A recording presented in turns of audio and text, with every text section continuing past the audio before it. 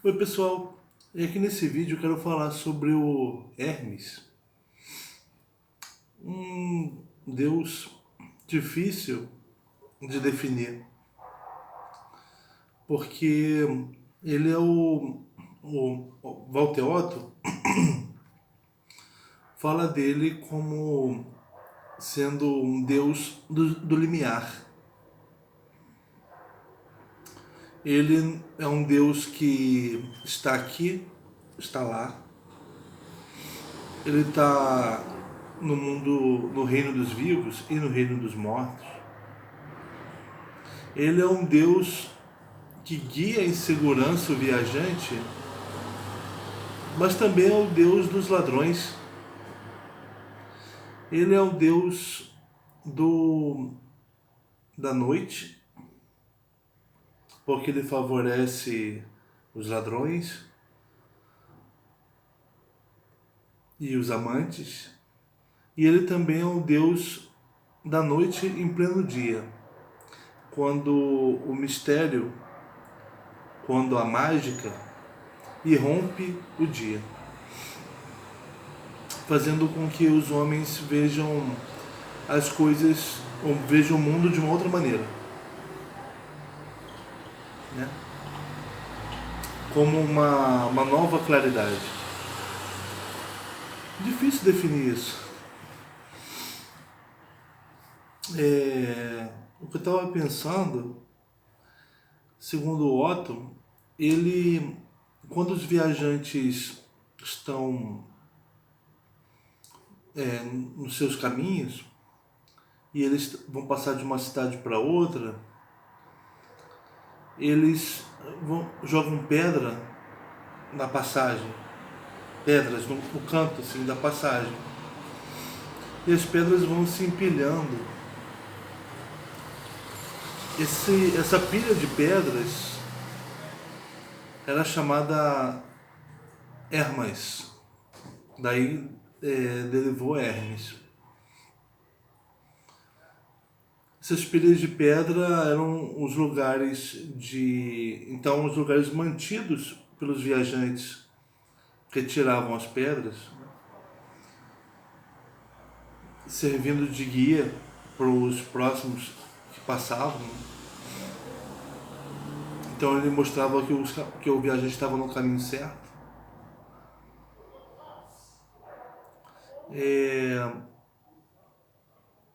Hermes é o deus também considerado deus da linguagem. Quando a Pandora foi criada, com a contribuição de todos os deuses, a última doação foi do Hermes, foi a linguagem. Mas a linguagem, a fala enganadora. Aí você vai me dizer, mas Tiago, a fala não é comunicadora e ao comunicar ela não pretende dizer a verdade? Olha, no mito da Pandora, que mostra como o homem adquiriu a linguagem, né, que foi através da primeira mulher, isso está no Exíodo, a linguagem ela aparece como o poder de enganar. A linguagem ela surge como um poder de enganar. Uma coisa é a comunicação imediata. Uma pessoa querendo mostrar uma coisa para outra de uma forma não verbal, né? Outra coisa é a comunicação mediada por um código, alguma coisa estranha à relação. A linguagem é estranha à relação. A linguagem, ela mostra sem mostrar. Isso a gente está vendo nos vídeos sobre o Agamben, né? A linguagem ela precisa de alguma coisa que quer sustentar o falar, mas essa coisa não aparece no falar. De modo que quem escuta, de fato só escuta a palavra, mas ele não fica pensando que escutou uma palavra. Ele fica pensando que escutou a coisa. Mas ele não escutou a coisa, porque a coisa não aparece no falar. A coisa ela sustenta o falar, mas ela se retira. Então essa é a enganação da linguagem. Ela mostra, a linguagem é mostrar alguma coisa enquanto esconde o ser, que sustenta o dizer. A enganação da linguagem, então, é mostrar, é guiar, e o Hermes é o guia, enquanto esconde o ser, esconde a verdade. Engraçado, né? Dizer, mas esconder a verdade. No nascimento do Hermes, ele é filho de Zeus, foi deixado com a mãe o deixou no berço, belezinho. Quando a mãe virou para lá para fazer alguma coisa, quando a mãe virou de volta para ele já estava grande e já tinha saído dali. Ele cresceu rápido. Saiu dali e foi até o lugar onde Apolo guardava os bois dele. Hermes roubou os bois e para não ser encontrado, para que os bois não fossem encontrados, ele colocou no casco de cada um dos bois, uma coisa que ele fez para não deixar as pegadas dos bois. Assim, ele roubou o rebanho de Apolo. Quando Apolo chegou, não encontrou os seus bois e ficou muito irritado e saiu à procura. Procurou e não achou os bois. Até que ele escutou um mugido. Aí ele foi nesse lugar onde estava o mugido. Ele viu uma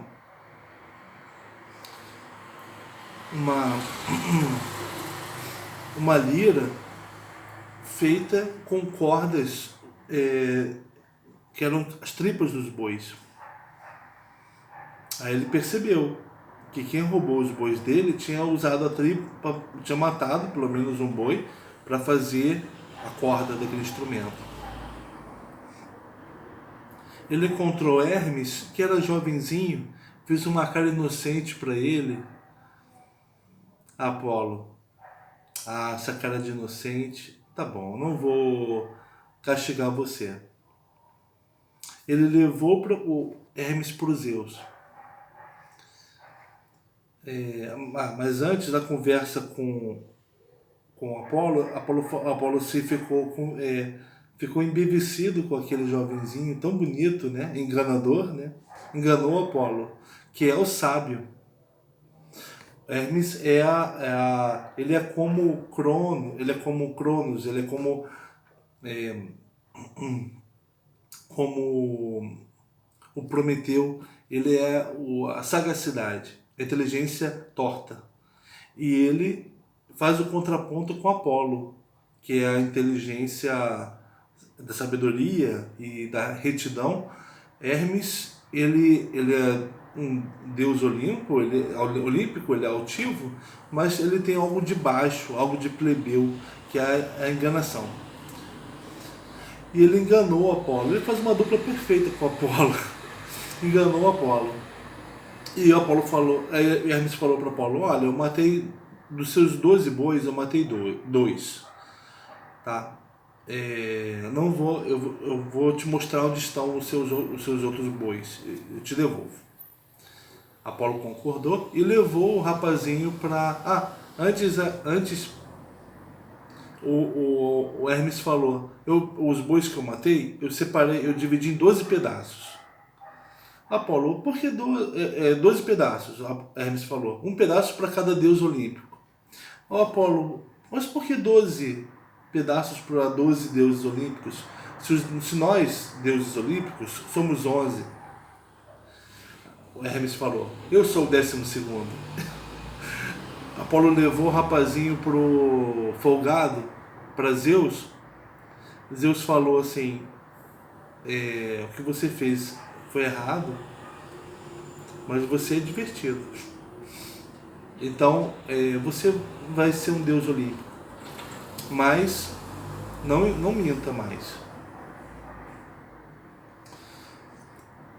Hermes falou assim, prometo dizer a verdade, mas não toda a verdade. E Zeus riu. Ele é o Deus que diz a verdade, mas não toda a verdade.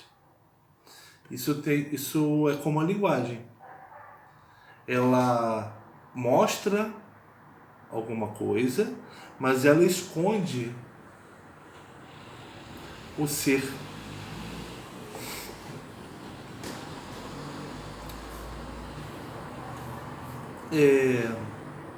Então, falando mais do Hermes, ele é um deus do ganho súbito. De tudo, ele é o deus daquilo que parece mágico.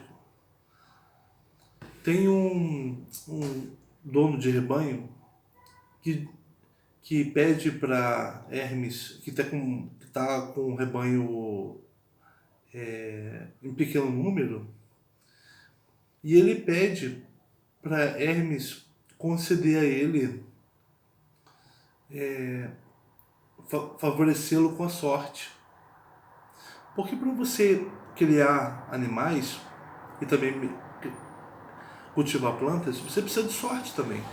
Precisa de trabalho, mas também precisa de sorte, porque as coisas podem não vingar. Hermes, ele cuida justamente disso. Ele faz os animais se multiplicarem, mas não porque ele mexa na fertilidade dos animais, como Afrodite mexe. Não. O Hermes mexe na sorte. Ele é o responsável pelos ganhos súbitos, mágicos, incríveis. O dono do rebanho fica maravilhado com aquela multiplicação de animais. E acha que se tornou uma loteria. Mas, do mesmo lugar de onde vem essa sorte mágica, também vem a perda avassaladora.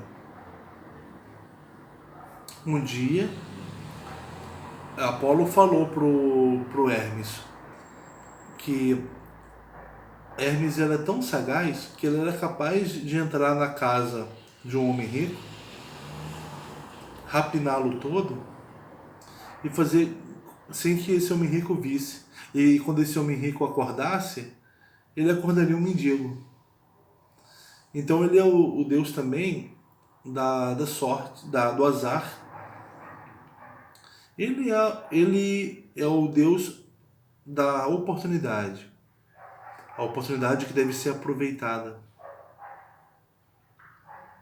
que não deve ser perdida. Você deve ser sagaz para aproveitar as oportunidades que a vida te dá.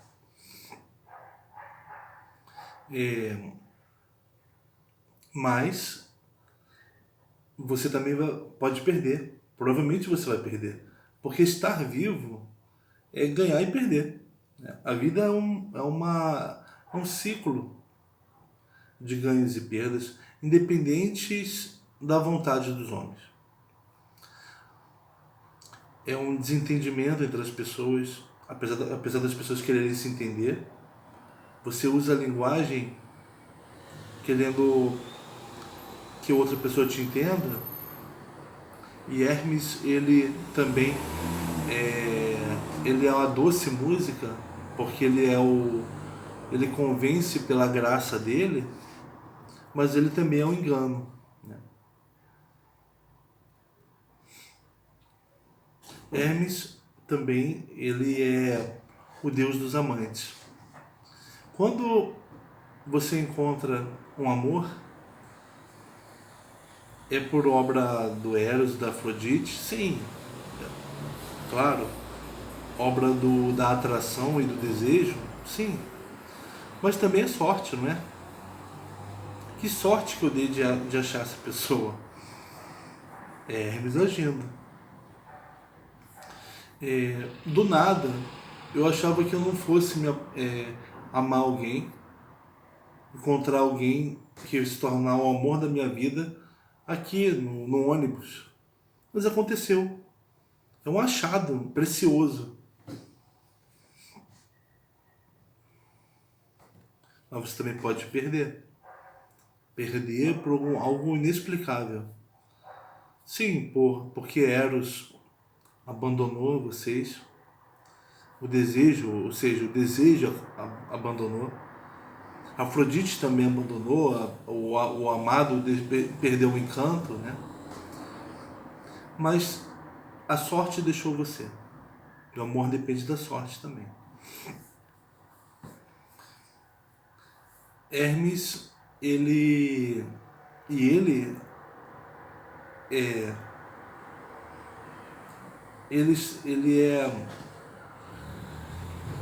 ele recobre toda a existência dos homens, porque os homens vivem querendo a bem-aventurança, querendo aventura, querendo sorte, querendo o ganho, né? Todas as pessoas vivem assim, seja o ganho financeiro, seja o ganho amoroso. Hermes, ele recobre a vida dos homens como um todo, né? E ele, enquanto Deus dos viajantes e dos solitários, ele encaminha, ele protege, mas ele também desencaminha. Ele faz as pessoas errarem o caminho e acharem algo melhor. Na Ilíada, tem uma coisa para contar. Na Ilíada,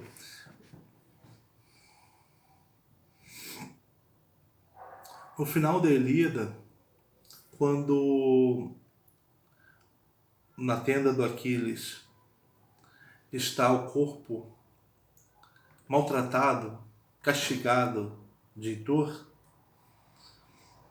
e lá no palácio de Príamo, o pai chora a falta do filho, chora pelo corpo do filho que ele quer para enterrar. Aliás, enterrar não, para cremar, né? Zeus se compadece daquele pai e envia Hermes. Hermes não é um serviçal dos deuses. Ele é enviado por Zeus, porque Zeus vê no Hermes o melhor amigo dos homens. Vai Hermes, vai ajudar o primo a ter o que ele quer. Hermes aparece como um jovem pro primo, pro rei, e o conduz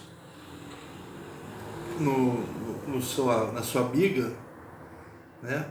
Esse jovem, como o Auriga, o conduz pelos acampamentos dos Mirmidões, que é o exército do Aquiles. Hermes fez todos os soldados que estavam acordados, ceando, ele faz os soldados dormirem. Chega até a porta da tenda de Aquiles, e Príamo vê, antes de se despedir do Auriga, ele percebe que aquele jovem que tinha algo de divino é Hermes. Por isso que ele foi conduzido em segurança por aquele tenebroso caminho no meio do exército dos seus maiores inimigos. Hermes conduz por caminhos tenebrosos, em segurança. E ele faz aquele caminho que parece ser muito seguro ser tenebroso. Hermes é aquele que muda as coisas, inverte as coisas. Príamo adentra a tenda d'Aquiles. Aquiles o reconhece e o trata com o máximo respeito. Ainda mais que Príamo fala do pai de Aquiles, Peleu, como ele sente falta do filho. Aquiles então promete devolver o corpo ao Príamo e sugere que o rei passe a noite ali.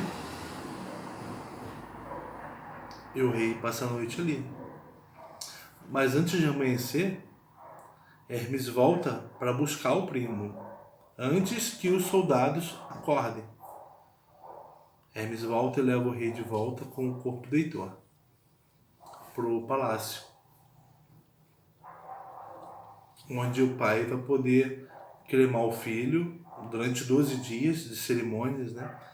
12 dias em que a guerra vai ser interrompida.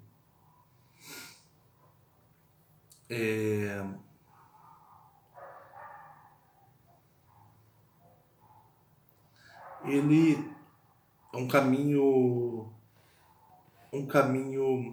sombrio que é feito em segurança por causa do Hermes. Mas tem o contrário também, um caminho que parece ser tranquilo, que é tornado em algo, um caminho que é algo estranho. Odisseu, quando ele está na terra da Circe, feiticeira, a tripulação de Odisseu já foi transformada em porcos pela feiticeira. O Odisseu ainda não chegou lá, mas está se encaminhando para o palácio, para a casa da bruxa. Está confiante, né? Ele vai encontrar a Circe, que ele ouviu dizer que é uma pessoa sábia, e a Circe vai dizer para ele como ele pode continuar a viagem dele, né? Vai orientá-lo. A hospitalidade é uma norma de Zeus, né? Então ela vai ser hospitaleira com ele. Aparece para ele a figura de um homem, que é o Hermes, e diz: calma aí, meu filho, calma aí.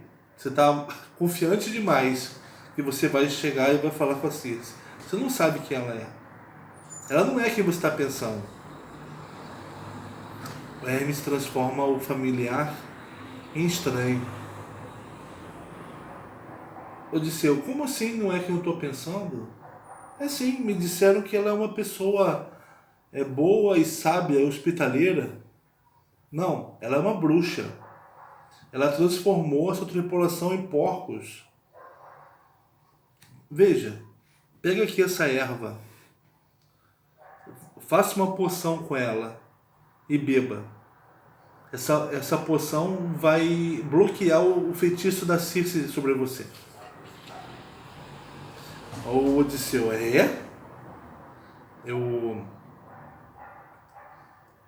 o Hermes Hermes disfarçado, faz isso que é melhor. O Odisseu: tá bom, né? O Odisseu, ele é aquele que encontra as criaturas divinas, passa pelos perigos com esperteza, mas ele reconhece que ele está diante de forças sobrenaturais, mas ele burla, né, o poder delas, com a ajuda dos próprios deuses. A Atena ajuda pra caramba o Odisseu, Hermes também ajudou. O Odisseu então faz a poção com as ervas, toma e vai ao palácio da Circe, em que ele Ele vê que tem a tripulação dele foi transformada em porcos. Ele vê porcos com os equipamentos da tripulação dele. Ele vai até Circe, Circe oferece um veneno para ele, ele toma, mas não acontece nada com ele. Aí ela fica, nossa, não aconteceu nada contigo? Então você é um grande homem. Ela se apaixona por ele. Eles têm um relacionamento durante um tempo. E quando acaba, quando eles têm que se separar, ela o orienta a seguir viagem. Explica como ele tem que descer ao Hades para conversar com Tireses, para saber como será a continuidade da viagem dele.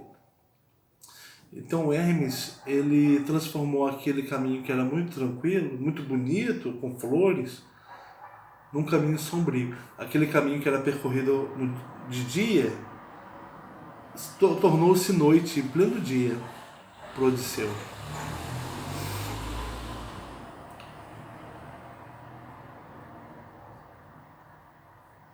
No final da Odisseia, quando Odisseu e o filho matam os pretendentes da Penélope, Hermes arrebanha as almas dos pretendentes mortos e as conduz para o reino dos mortos.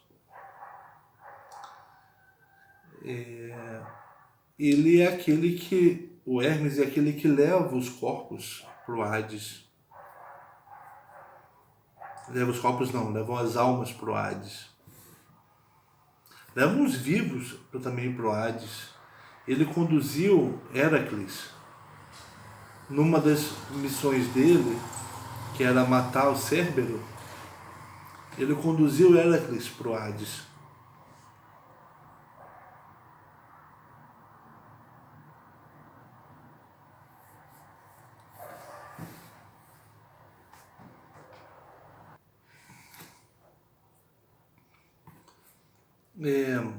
Quando na cena está descrita na Ilíada, quando o Hefesto prendeu Afrodite, sua esposa, e Ares, amante dela, na cama, com correntes de ouro inquebráveis. Os deuses em volta, rindo. Rindo de todos, né? Rindo da Afrodite, do Ares, rindo do corno, Hefesto. Olhando para ele também, né? Você quer ser esposo da mulher mais bela? Você fez desse jeito?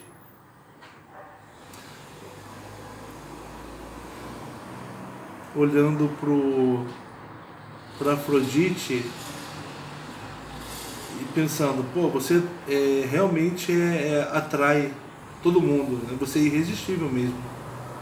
Atrai o deus mais furioso, Ares. Rindo do Ares, você, hein, tão nervosinho, foi cativado pela Afrodite, né? Nervosinho nada.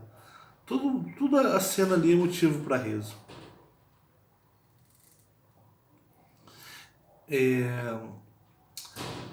Dois que estavam presentes eram Apolo e Hermes. Apolo sério, olhando a cena, não ria. Se ria, era com superioridade. Eu não sou como vocês. Mas Hermes comentou com o irmão, né? Eu bem que gostaria de ficar preso com Afrodite. Eu ficaria o tempo que fosse do lado dela. Aí Apolo olha pro irmão e fala, você não tem jeito, hein, Hermes? O Hermes, ele interessa a ele o momento. Aproveitar o momento. O gozo indescritível provocado pela Afrodite. Isso que ele quer. Ele quer ter a sorte que ele promove para os homens. Ele também quer curtir as coisas boas, né? Que ele sabe que passam.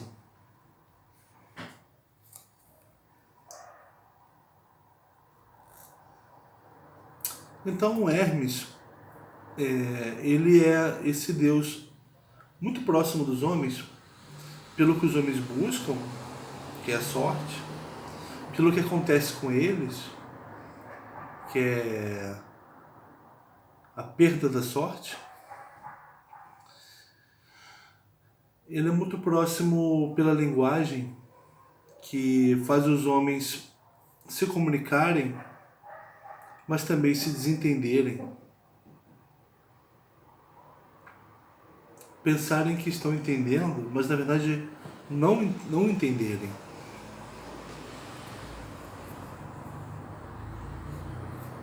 Mas a linguagem é a única forma que os homens têm de se entenderem.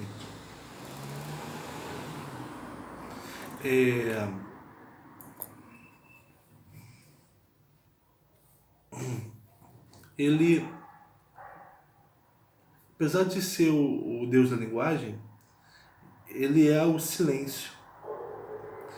Quando as duas pessoas estão conversando e aparentemente estão se entendendo, né? Ele é um momento de silêncio que acontece do nada,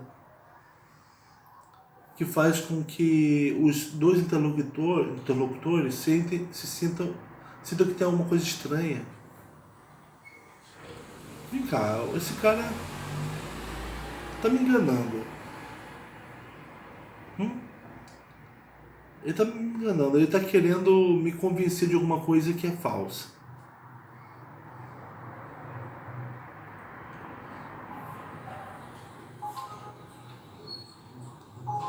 O Hermes, ele cria esse momento de estranhamento, do qual a única saída é o uso da própria linguagem. Vem cá, você está querendo me enganar? Tá? O que você disse não é bem assim. Na verdade é diferente. A própria linguagem é a forma de sair do embaraço. Aqui se chega no uso da linguagem. E o Hermes é isso. É a linguagem e a perda da linguagem. E a retomada da linguagem.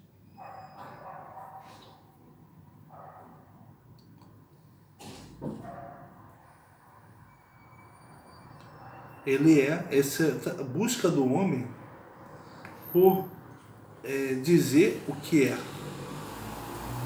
mas sem nunca conseguir dizer o que é. Ele sempre diz sobre o que é.